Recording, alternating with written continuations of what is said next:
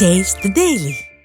வருவாய்த்துறையில் கிராம உதவியாளராக பணியாற்றி ஓய்வு பெற்றவர்களுக்கு வழங்க வேண்டிய பங்களிப்பு தொகையை 2 ஆண்டுகளாக வழங்காமல் இழுத்தடிப்பதாக தமிழ்நாடு வருவாய்த்துறை கிராம உதவியாளர் சங்கத்தினர் குற்றம் சாட்டியுள்ளனர்.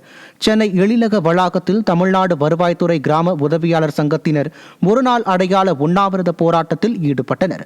அப்போது கடந்த ஆண்டு டிசம்பர் மாதம் 72 மணி நேர தொடர் போராட்ட உண்ணாவிரத போராட்டத்தின் போது தங்களது கோரிக்கைகள் 4 மாதத்தில் தீர்வு காணப்படும் என வாக்குறுதியளித்த விடியா திமுக அரசு 7 மாதங்கள் ஆகியும் இதுவரை நிறைவேற்றாமல் இருப்பதாக போராட்டத்தில் ஈடுபட்டவர்கள் குற்றம் சாட்டினர். கிராமங்களுக்கு இறந்த அந்த ஓய்வு பெற்றவருடைய குடும்பங்கள் நிற்கதியாக இன்னைக்கு 150க்கும் மேற்பட்ட ஊழியர்கள் குடும்பம் நடுத்தரவில் இருக்காங்க. ஆனால் 2.5 ஆண்டுகள் ஆகியும் இன்று வரை அந்த கோப்புகள் அரசுக்கு தெளிவுரை கேட்டு கோப்புகள் நிலுவையில் நிற்குது. இந்த போராட்டமானது அந்த இறந்த ஓய்வு பெற்ற கிராமங்களுக்கும் பணியிலிருந்து இறந்த ஓய்வுக்கும் இன்றைக்கி அந்த கோப்பு ஆனது கையெழுத்து ஆகவில்லை என்றால் இந்த போராட்டம் தொடரும் என்ற அடிப்படையில் தான் இந்த உண்ணாவிரத போராட்டத்தை அறிவித்து இங்கு நடத்தி கொண்டிருக்கிறோம். சென்னையில் நடைபெறும் இடைநிலை ஆசிரியர்களுக்கான கலந்தாய்வில் முறைகேடுகள் நடைபெறுவதாக குற்றம் சாட்டப்பட்டுள்ளது. 2300 இடைநிலை ஆசிரியர் காலி பணியிடங்களை நிரப்புவதற்காக நடைபெற்ற நியமன தேர்வில் தேர்ச்சி பெற்றவர்களுக்கான கலந்தாய்வு சென்னை நுங்கம்பாக்கத்தில் நடைபெற்று வருகிறது. சொற்ப அளவிலான காலி பணியிடங்களே இருப்பதாக பட்டியலிடப்பட்டுள்ளதாகவும் 20 மாவட்டங்களில் காலி பணியிடமே இல்லை என தெரிவிப்பதாகவும் தேர்வர்கள் வேதனை தெரிவித்தனர்.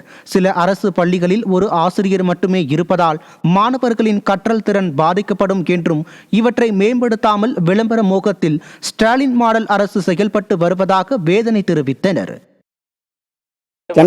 சென்னை மாவட்டம்லாம் சுத்தமாகவே காட்ட மாட்டாங்க. அப்போ சென்னை மாவட்டத்தில் அரசு பள்ளியில் வேக்கண்டே இல்லையா? அதுக்கு என்ன காரணம்? இதுக்கு செக்ரட்டரியேட்லாம் ஏன் இதெல்லாம் எடுத்து திருவள்ளூர், காஞ்சிபுரம் இதேமாதிரி மாவட்டம் தான் இருக்குது. இப்போ இன்னும் நிறையா அதான் அது 20 மாவட்டத்தை காட்டவே இல்லைங்க, மறைச்சிட்டாங்க கவுன்சிலிங்கில்.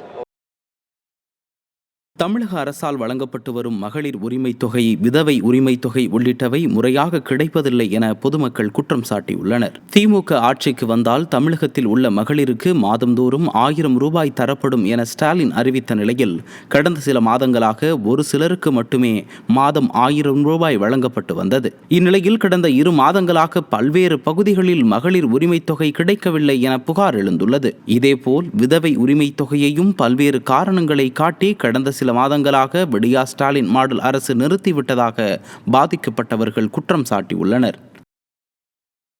விதவி காசு தான் வாங்கின்னு இருந்தேன். இவ்வளோ நாள் கொடுத்துருந்தாங்க. 50 ரூபாயிலேருந்து வாங்குகிறேன்.